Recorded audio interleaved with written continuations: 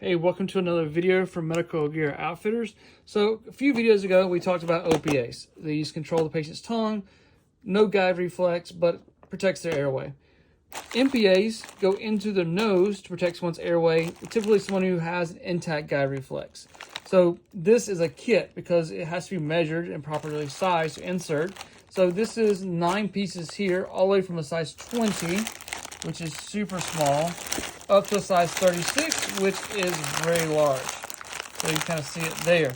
So anywhere from infant to adult sizes here, comes with lubrication.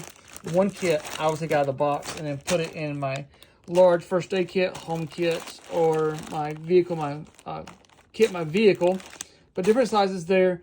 So no gag reflex, still has a gag reflex, goes into the nose, protects the airway, keeps the tongue off the back of the throat.